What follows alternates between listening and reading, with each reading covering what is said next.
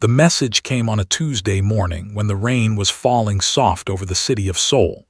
Sat in his small office at the university, reading old books about wars that happened hundreds of years ago. He was a quiet man of 32 years.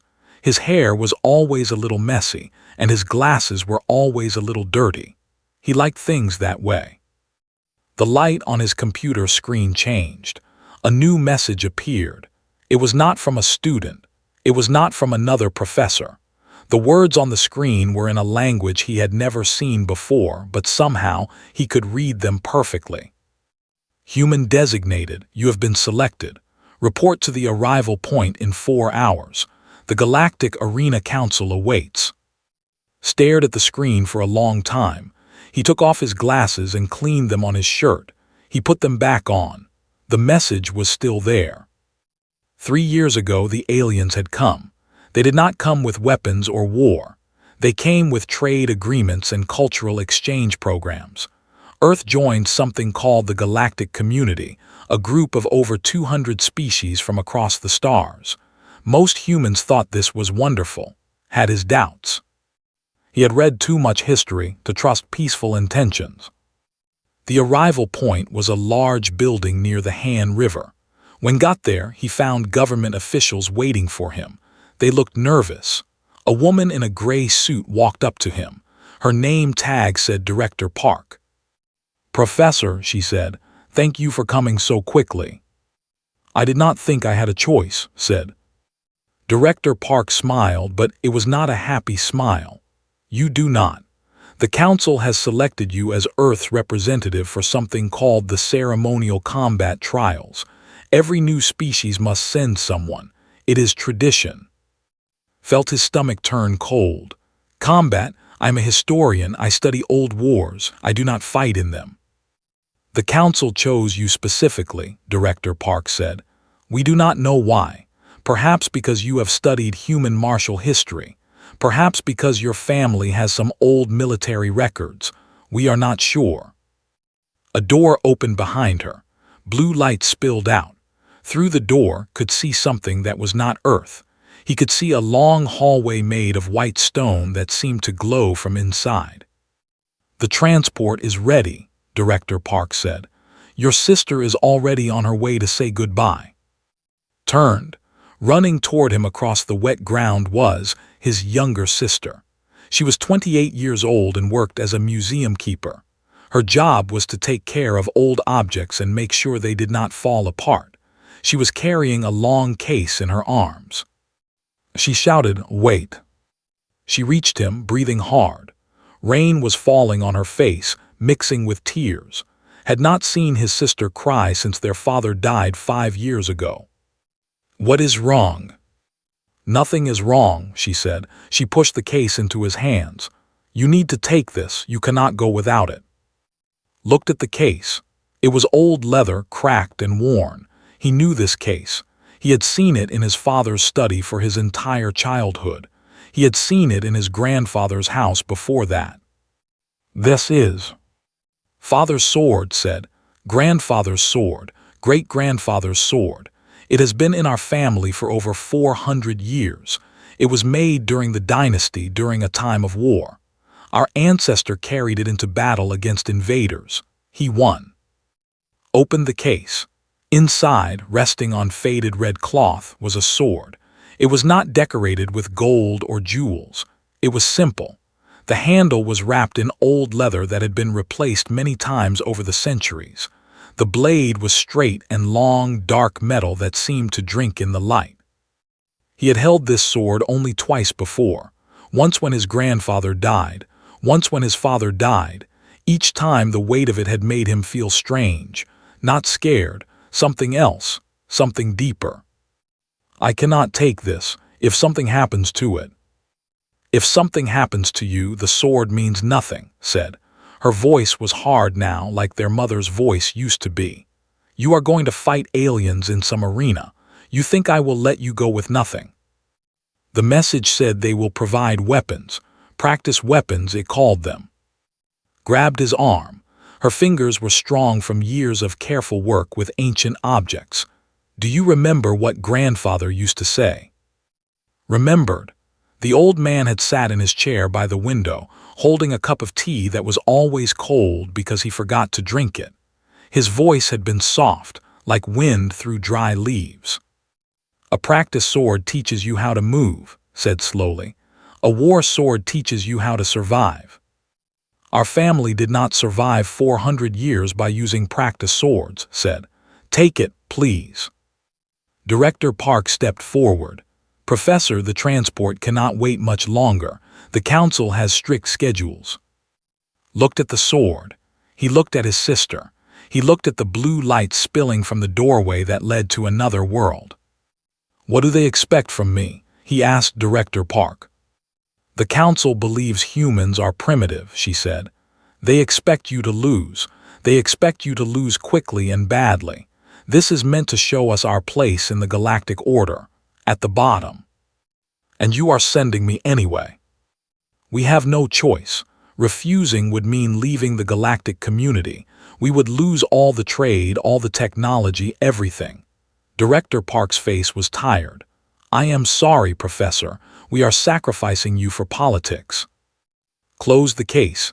He looked at one more time. She was not crying anymore. Her eyes were fierce. "Do not lose," she said. "I am a historian," said.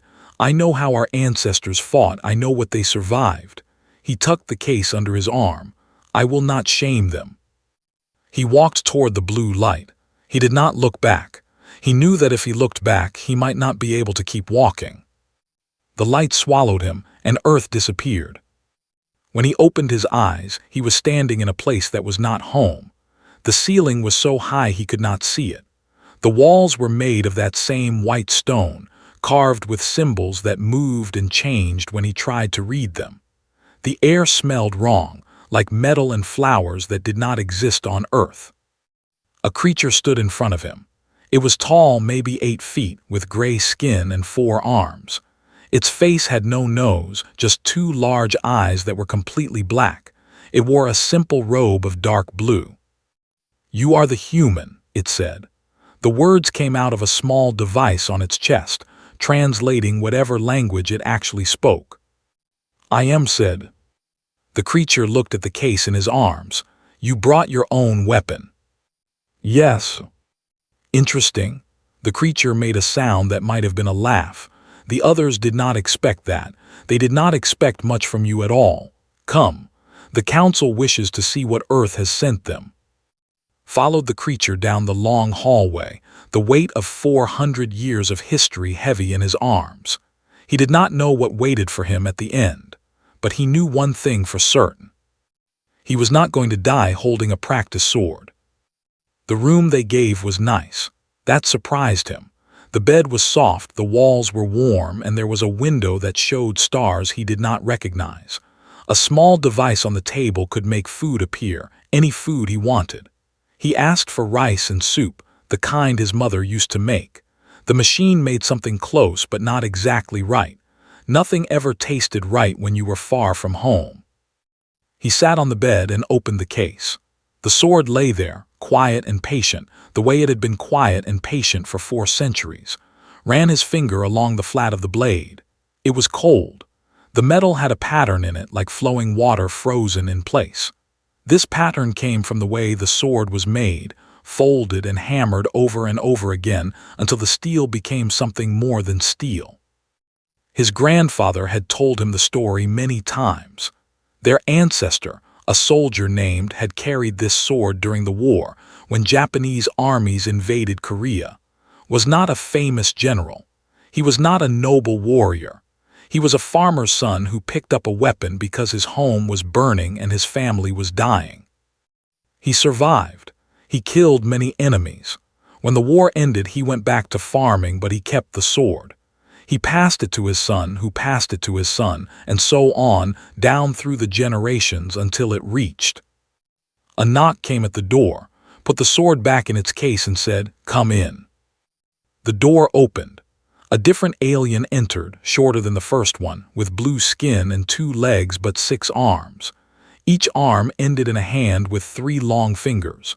Its eyes were small and yellow, placed on the sides of its head like a fish.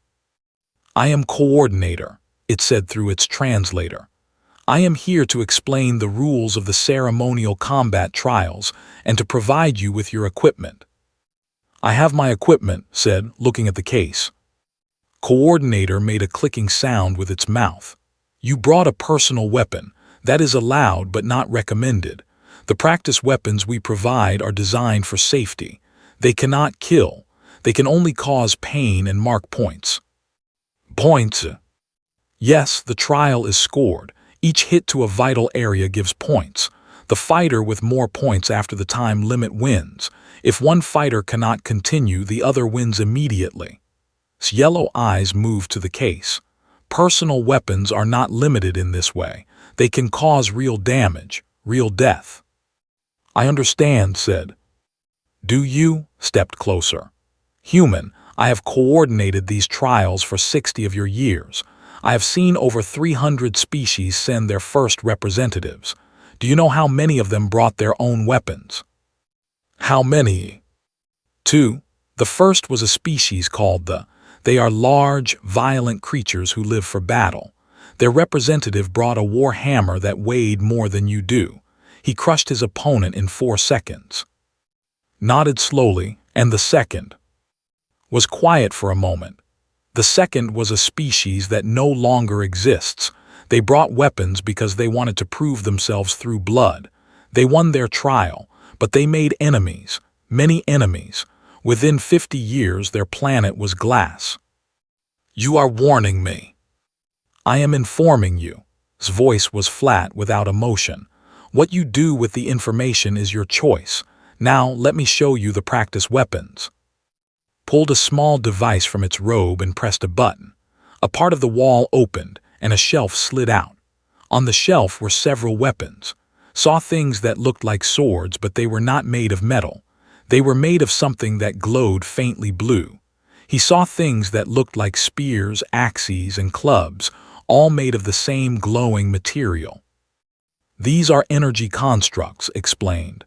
They have weight and shape like real weapons, but they cannot cut or pierce. When they strike flesh, they cause pain and leave a mark that our scoring system can detect. Very safe, very civilized. Picked up one of the sword-shaped weapons. It was lighter than it looked. The balance was wrong. The weight was all in the middle, not toward the tip where it belonged. When he swung it through the air, it moved too fast, too easy. There was no resistance. This is not a sword, said. Of course it is. It has a blade shape. It has a handle. What else would it be? A toy. Put it back on the shelf. A sword should make you work. It should teach you to respect it. This thing teaches nothing. Yellow eyes blinked several times. Most representatives are grateful for safe weapons. They do not want to risk death in a ceremonial event. My ancestors risked death every day, said. That is why they survived, because they understood that death was always close and they prepared for it. He walked back to the bed and opened the case again. He lifted the sword out, holding it the way his grandfather had taught him, one hand on the handle, the other supporting the back of the blade near the guard. This sword was made 400 years ago, he said. The man who made it was a master. He spent 3 months on this blade alone. He folded the steel over 200 times. He heated it and cooled it in water until the metal sang. Then he sharpened it for another month until it could cut through silk falling through the air. Stared at the blade. It is very old. Old does not mean weak. Old means tested. This sword has been in battle. It has tasted blood. It knows what it is for. Looked at the alien.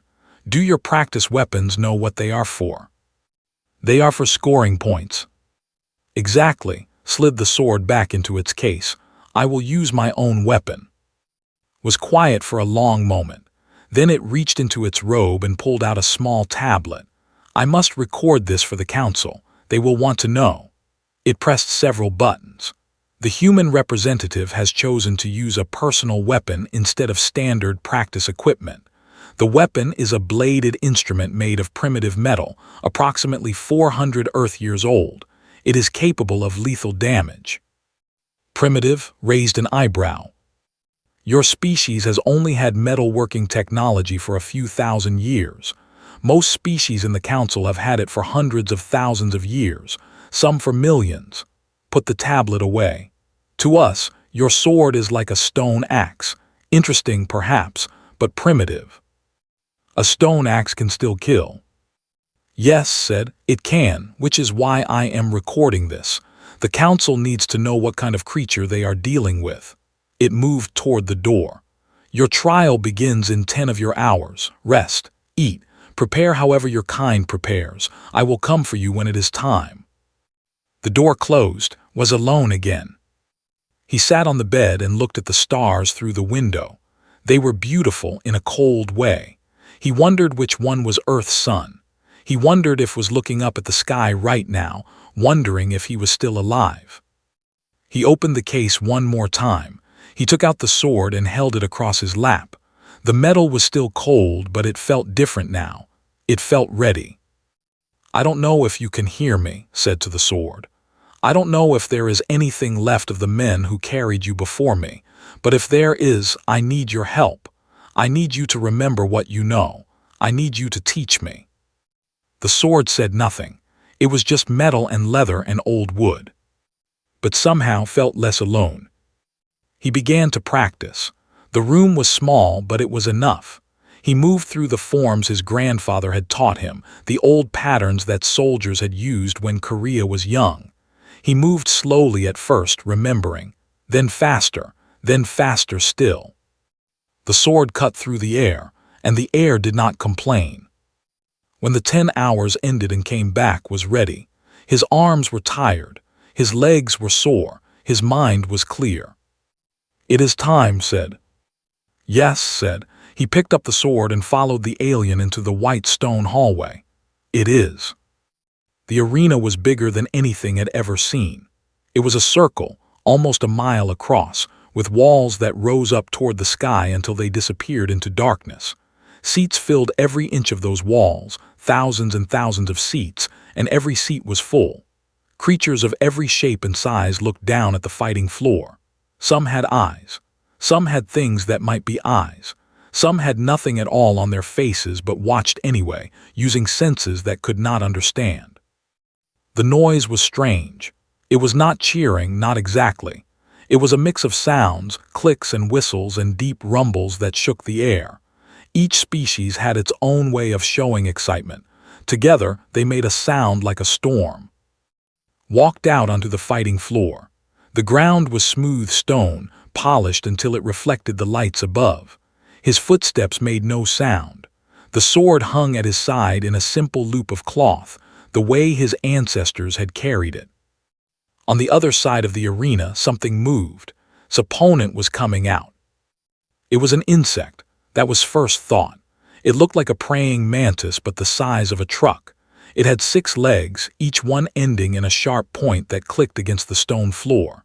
Its body was covered in a shell that looked like green metal, smooth and hard. Its arms were huge, longer than was tall, ending in curved blades that grew right out of its body.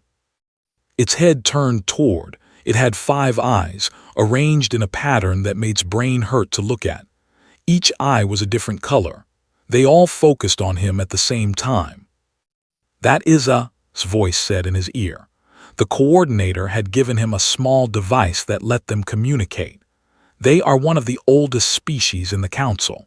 They have won the ceremonial trials for over 2,000 years without losing. 2,000 years. Yes, they are born with weapons. Their arms, their legs, even their shell can be used to kill. They do not need to learn how to fight. Fighting is in their blood. The moved toward the center of the arena. Its legs made a rhythm on the stone, click, click, click, click, click, click. It moved with the easy confidence of a creature that had never been afraid of anything. Walked to meet it. He kept his steps even and slow. He did not want to look hurried. He did not want to look scared, even if he was. They stopped about 20 feet apart. A platform floated down from above, carrying a single figure. This one was different from any alien had seen so far. It had no body at all, just a cloud of light that shifted and changed color as it moved. I am the arbiter, the light said.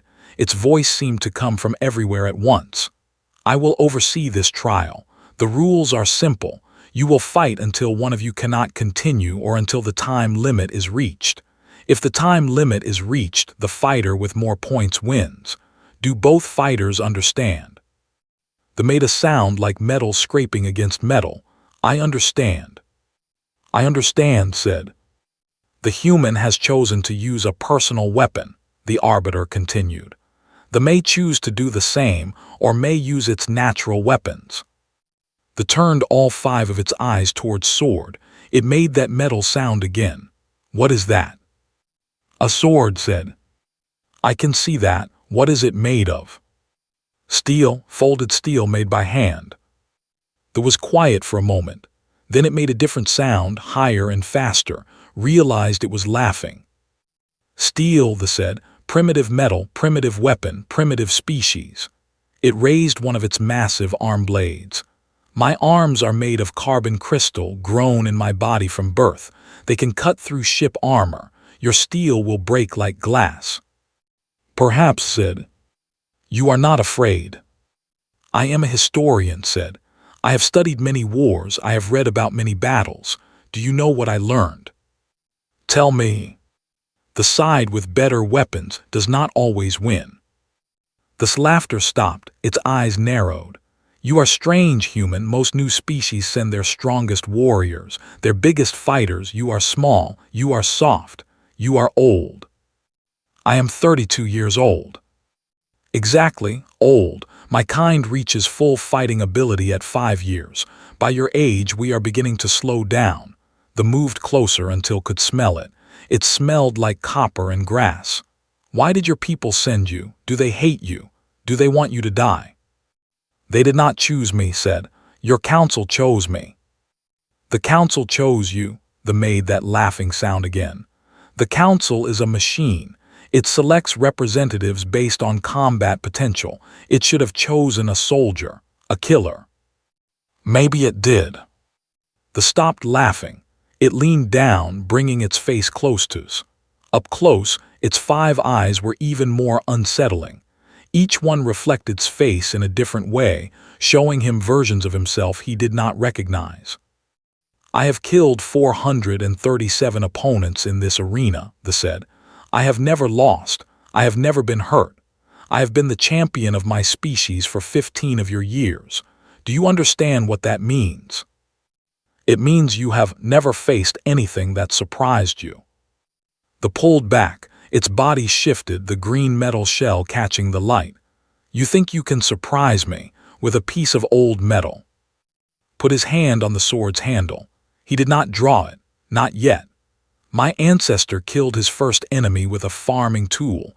He had never held a real weapon before. His enemy was a trained soldier with good armor and a sharp sword. My ancestor was a farmer with a wooden rake. And he won. He won, do you know how? Tell me. He did not fight like a soldier. He fought like a farmer. He fought like a man who had spent his whole life working the earth, dealing with animals that did not want to be caught, plants that did not want to grow, whether that did not care if he lived or died. He fought like someone who understood that the world is not fair and that survival belongs to those who can adapt. There was silent for a long moment. Around them, the crowd's noise had died down. Every creature in the arena was listening. You are trying to make me nervous, they said finally. No, said. I am trying to make you think. A thinking enemy is better than a thoughtless one, more respectful. I do not need your respect, human. I know, but you will have it anyway. Bowed, a small motion, the kind his grandfather used to make when meeting a new student. My name is. My family has lived for 400 years. We have survived invasions, wars, famines, and disasters. We survive because we do not forget and we do not give up. It is an honor to face you. They did not respond. Its 5 eyes watched him, trying to understand something that did not make sense to its mind. The arbiter's voice filled the arena. The trial will begin in 30 seconds. Fighters, take your positions. Walked backward, keeping his eyes on them until he was at his starting point. He drew the sword. The blade came out of its sheath with a soft whisper, like a secret being told. The raised both arm blades. They caught the light, shining like green glass. The crowd was silent now. Even the creatures that made noise without meaning to were quiet. Something was happening that they did not expect. The human was not afraid. The human was not running. The human was standing with an ancient weapon in his hands, facing a creature that could cut him in half with one swing. 10 seconds, the arbiter said. Held the sword in front of him, the blade angled toward the ground. This was the starting position his grandfather had taught him. It looked weak. It looked defensive. It was neither. 5 seconds. The leaned forward, ready to spring. Its legs clicked against the stone. 1 second. Took a breath. He thought of his sister. He thought of his grandfather. He thought of the farmer who became a warrior. Begin. The arena exploded with noise. The moved, a blur of green metal and sharp edges, faster than anything that big should be able to move. Did not move. He stood completely still, the sword angled low, his eyes watching his enemy approach. At the last possible moment, he stepped to the side. This blade cut through the air where he had been standing. The insect creature crashed past him, carried by its own speed, unable to stop. Turned, his sword came up. The ancient blade caught the light of 100 alien suns. And the real fight began. The spun around, its 6 legs finding grip on the smooth stone, its 5 eyes locked onto with a new expression. Not anger, not fear, surprise. You moved, it said. I did. You should not be able to move that fast. Your species is slow. Our data says so. Your data is wrong. The attacked again. This time it was more careful. It came in low, both arm blades sweeping towards legs. The attack was meant to cut him down, to take away his ability to stand. Jumped. It was not a high jump, just enough to let the blades pass under him. As he came down, his sword moved. The tip scratched across the shell, leaving a thin white line. The crowd made a sound. It was not loud, but it was everywhere. 1,000,000 creatures all breathing in at the same time. First point to the human, the arbiter announced. The look down at its shell, the scratch was nothing. It did not even break through the outer layer, but it was there, a mark, a proof that could touch it. Lucky, the said nothing. He returned to his starting position, sword angled low. His heart was beating fast, but his hands were steady. His grandfather had taught him about this feeling. It was called battle focus. Everything became clear. Everything became simple. There was only the enemy, the weapon, and the space between them. They attacked again, and again, and again. Each time moved. He did not try to block the arm blades. He was not stupid. That was right about that. Its arms were stronger than his sword. If he tried to stop them directly, the blade would shatter. So he did not stop them. He stepped around them. He slid under them. He moved like water flowing around a stone. And each time he moved, his sword touched the shell. Small scratches, white lines, nothing serious, but the marks were adding up. Point to the human, point to the human, point to the human. The arbiter's voice filled the arena again and again. The crowd's noise was changing. It was louder now, more confused. This was not what they expected. This was not what anyone expected. The stopped attacking. It stood in the center of the arena, breathing hard. Its shell was covered in white lines now, dozens of them, crossing and overlapping like a strange map. How are you doing this? It demanded. Lowered his sword. He was breathing hard too. His arms were getting tired. His legs were starting to shake. He was not a young man. He was not a trained soldier. He was a historian who read books and drank too much coffee. But he was still standing. Do you know what makes a good sword? Asked. Metal, sharp edges, balance. No, what makes a good sword is the hand that holds it, and what makes a good hand is the mind that guides it. Raised his blade again. You fight with instinct. You were born knowing how to kill, but you were never taught how to think about killing. You never had to learn. I do not need to learn. I am perfect. Nothing is perfect. My grandfather taught me that. He said that every warrior has a weakness. The strong ones know their weakness and protect it. The weak ones think they have no weakness, and that is what kills them. The eyes narrowed. What is your weakness, human? I am tired, said honestly. I am old. I am slow. I do not have armor or claws or natural weapons. If you hit me once, I will probably die. Then why are you not dead? Because you keep missing. They made a sound that might have been a scream. It charged faster than before, all 6 legs pumping, both arm blades raised high. This was not a careful attack. This was rage, pure, simple rage. Waited, he watched the come. He saw the way its legs moved, the rhythm they made. Click, click, click, click, click, click. He counted the clicks. He timed his breath to match them. At the last moment, when the arm blades were coming down, when death was inches away, stepped forward. It was the wrong thing to do. Everyone watching knew it was the wrong thing to do. When something big is attacking you, you move back. You move to the side. You do not move closer. But moved closer. The arm blades passed on either side of him. They were too long. They were designed to hit things at a distance, not things that were right against this body. For 1 second was inside the creature's guard, closer than any opponent had ever been. He brought his sword up. He aimed for the spot where all the white lines crossed, the spot he had been marking over and over with each small touch. The blade found the crack in the shell. The ancient steel, folded 200 times by a master who had been dead for 4 centuries, slid through the opening and into this body.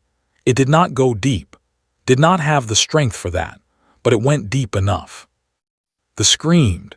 It was a terrible sound, metal and pain and shock all mixed together. It stumbled backward, pulling itself off the blade, leaving a trail of blue blood on the polished stone. The arena was silent, completely silent. Not one creature made a sound. Stood with his sword held out before him.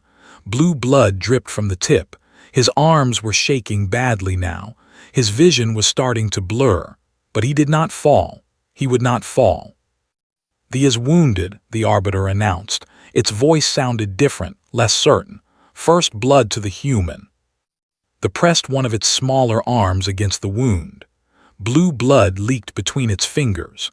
It looked at with all 5 eyes, and for the first time, saw something he recognized in those alien orbs. Fear. "How?" the whispered. "How did your primitive weapon cut through my shell? It should not be possible." Looked at his sword. The blood was already sliding off the blade, leaving the metal clean. It was not magic.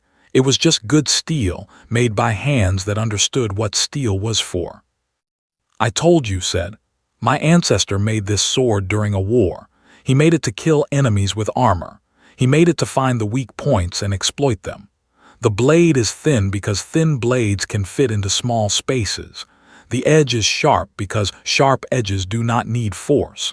The steel is strong because strong steel does not break. You marked my shell," they said. "You hit the same spot over and over. You were not trying to hurt me. You were trying to find my weakness." "Yes. No one has ever done that before. No one has ever needed to." Lowered his sword. His arms could not hold it up anymore. "Do you yield?" They looked at its wound. It looked at the blood on the floor. It looked at, standing there with his shaking arms and his tired eyes and his old sword. "You are not what I expected," it said. "I know. I do not yield." They attacked. It was slower now, hurt by the wound, but it was still fast, still deadly. It came at with one arm blade raised, aiming for his head. Moved. His body screamed at him to stop, to rest, to fall down. He ignored it. He had been ignoring his body for hours now. He could ignore it a little longer. He dropped to his knees, letting the blade pass over his head.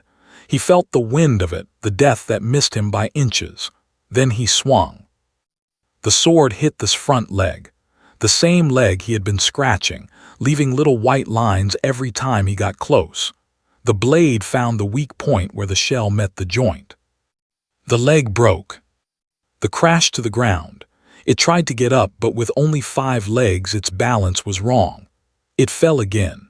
Blue blood was everywhere now, mixing with the scratches on its shell, making patterns that looked like rivers on a map. Stood over it, he raised his sword. The blade was shaking because his hands were shaking, but it did not matter. The point was aimed at this head, at the spot between its 5 eyes where the shell was thinnest. "Yield," said. The looked up at him. Its eyes were dim now, losing their color. "If I yield, my species will be shamed. We have not lost in 2,000 years. If you die, your species will lose its champion. Which is worse?" There was quiet for a long moment. Around them the arena was still silent. Every creature was watching. Every creature was waiting. "I yield," the said finally. Its voice was soft, barely a whisper. "The human wins." Lowered his sword. His legs gave out and he fell to his knees beside his defeated enemy. His vision was fading. His body was done. But he was alive. "The trial is over," the arbiter announced.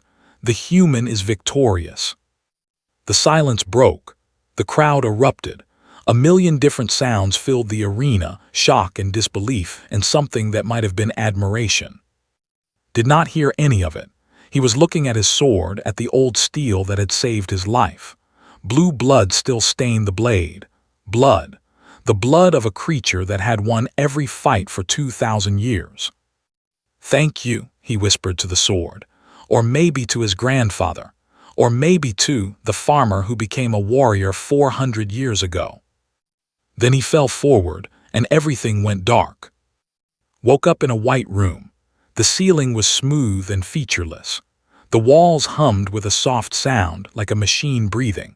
He was lying on a bed that felt like it was made of clouds, soft and warm and supportive in all the right places. He tried to move and found that he could. His arms were not shaking anymore. His legs felt strong again. He sat up slowly, waiting for pain that did not come. "You are awake," a voice said. Turned. Coordinator was sitting in a chair beside the bed, its 6 arms folded across its chest. Its yellow eyes watched him with an expression could not read. "How long was I unconscious?" asked. 14 of your hours. We used medical technology to repair your body. You had 17 small tears in your muscles, 3 cracked bones in your feet, and severe exhaustion. Your body was not designed for that kind of activity.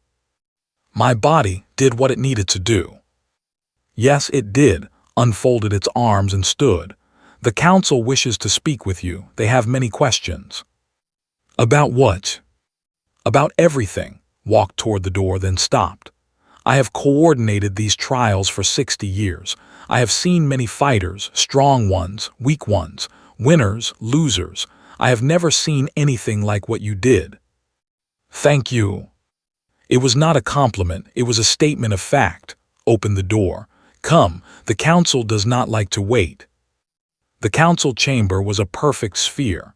Stood at the center, on a platform that floated in empty space. Above him, below him, all around him, there were seats carved into the walls of the sphere. In each seat sat a creature representing one of the species of the galactic community. 217 seats, 217 species, 217 pairs of eyes, or eye equivalents, all focused on. Directly in front of him on a larger platform sat 5 creatures. They were the council leaders, each one from a founding species of the community. One was a creature of pure light, shifting and changing color. One was a mass of tentacles surrounding a single large eye. One was a stone being, rough and ancient, that looked like it had been carved from a mountain. One was a tall, thin figure wrapped in black cloth, showing nothing of what it looked like underneath. The 5th seat was empty. "The 5th seat belongs to the," his voice said in his ear through the communication device. "Their leader was supposed to attend, but after your victory, they have requested time to reconsider their position." Nodded slightly, he understood. The creature of light spoke first. Its voice was everywhere and nowhere, filling the sphere without seeming to come from any direction. Human designated, you have done something that has not been done in 2,000 years. You have defeated in ceremonial combat. You have done this with a weapon made of primitive metal, using techniques that our records do not recognize. Explain. Looked around the chamber. Every creature was watching him. He thought about what to say. He thought about the speech Director Park had probably prepared for him, the careful words that would not offend anyone. He decided to speak the truth instead. I am not a soldier, he began. I am not a warrior. I am a historian. I study the past. I read old books and look at old objects and try to understand how my ancestors lived and died. The council waited. They were patient. They had been alive for thousands of years. They could afford to be patient. My species is young, continued. You call us primitive. You expect us to be weak. You thought I would come here and lose quickly, and then you would put Earth at the bottom of your order and forget about us. That is accurate, the stone being rumbled. Its voice was like rocks grinding together. New species must learn their place. I understand. Every society needs order. Every group needs hierarchy. But you made a mistake. You looked at our technology and decided that we were nothing. You did not look at our history. History is the past, the tentacle creature said. Technology is the future. History is how we survive the past, said, and a species that cannot survive has no future. He reached for his waist and found nothing. His sword was not there. Of course it was not there. They had probably taken it while he was unconscious. My sword, he said, where is it? The chamber was silent. Then's voice came through the device. It is being examined by our scientists. They wanted to understand how it damaged the shell. I would like it returned. The council has not decided. I would like it returned, now. More silence. The council leaders looked at each other. Something passed between them, a communication that could not see or hear.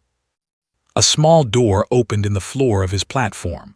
The sword rose up through it, resting on a cushion of light. It looked the same as always, old leather, dark metal, a simple weapon that had survived 400 years. Picked it up. He felt the weight of it in his hands, the familiar balance, the cold touch of the steel. Around him he heard sounds of alarm, guards moving, weapons being. Peace, said. He did not draw the sword, he simply held it, looking at it. I am not going to hurt anyone, I just wanted to hold it while I explain. The guards did not relax, but they did not attack either. This sword was made 400 years ago, said. At that time, my country was invaded by an enemy with better weapons, better training, and more soldiers. We should have lost. Everyone said we would lose, but we did not lose. Do you know why? No one answered. Because my ancestors refused to accept defeat. They were farmers and fishermen and merchants. They were not warriors. But when the enemy came, they picked up whatever they could find and they fought. They fought in the fields. They fought in the mountains. They fought in the streets of their own cities. They fought until the enemy gave up and went home. Looked up at the council. That is what humans do. We fight. We lose. We get hurt. And then we get up and fight again. We have been doing this for thousands of years. War after war. Disaster after disaster. We survive because we do not know how to stop. You are saying your species is violent, the light creature said. I am saying my species is stubborn. There is a difference, held up the sword. You expected me to bring practice steel, safe weapons, toys, but I brought this. Do you know why? Tell us. Because my grandfather gave it to my father and my father gave it to me. Because my family remembers every war we ever fought and we keep the weapons that helped us win. Because humans do not forget their past. We carry it with us, always. He lowered the sword. You want to know what kind of species we are? We are the kind that remembers. We remember our victories and our defeats. We remember our friends and our enemies. We remember the lessons our ancestors learned and we teach them to our children. You have better technology. You have older civilizations, but you do not have our memory. You do not have our stubbornness. You do not have our refusal to die. The chamber was completely silent. 217 species, watching one human hold an old sword. The stone being leaned forward. What do you want from us, human? Respect, said simply. Not much. Just enough to recognize that we are not nothing. We are new to this community. We are small and weak by your standards. But we have earned our place in the universe through blood and pain and generations of refusing to give up. We deserve to be treated as equals, not as children. Equals? The tentacle creature sounded amused. You defeated one warrior in one fight. That does not make you our equal. No, but it proves that we can surprise you. It proves that your data about us is wrong. It proves that we are more than you think we are. Met the creature's single eye without flinching. If I can do that alone, with nothing but an old sword and some training my grandfather gave me, imagine what we could do together. Imagine what humans could accomplish if you treated us as partners instead of pets. The council leaders looked at each other again. That silent communication passed between them. Finally, the light creature spoke. You make interesting arguments, human. We will consider them. In the meantime, your victory in the trials has earned Earth a seat at the council table. Your species will have a voice in our decisions. Use it wisely. Bowed the same small bow he had given to the before their fight. We will. This session is concluded, the light creature announced. The human may return to his world. The platform began to lower, carrying down and away from the council chamber. As he descended, he looked up at the 217 seats, at the creatures that ruled the galaxy. They were still watching him, and in their eyes he saw something new, not friendship, not love, but respect, the beginning of respect. It was enough. 3 days later stood on Earth again. The rain had stopped. The sun was shining over Seoul, making the river sparkle like a ribbon of gold. Director Park was there, along with a crowd of reporters and government officials. But only had eyes for one person. Ran to him and threw her arms around him. She was crying again, but this time the tears were happy. You did it, she whispered. You actually did it. The sword did it, said. He pulled the weapon from his side and held it out to her. You should take it back, keep it safe. Shook her head. No, it belongs to you now. You proved you are worthy of it. She looked at the blade, at the metal that had saved her brother's life. Besides, I think grandfather would want you to have it. I think he always knew you were meant to carry it. Looked at the sword. 400 years of history, 400 years of survival, 400 years of stubborn refusal to give up. I will keep it safe, he promised. I know you will, smiled. Now come on. Mother made your favorite soup and she has been waiting for 3 days to serve it to you. If we do not hurry, she will start yelling. Laughed. It was a small laugh, tired and worn but real. He put his arm around his sister and walked away from the reporters, away from the officials, away from everything that wanted a piece of him. He was home. He was alive. He had a bowl of soup waiting for him and a family that loved him and a sword that had proved something important. Humans were not nothing. Humans were not primitive. Humans were just getting started. And the galaxy was going to have to get used to it.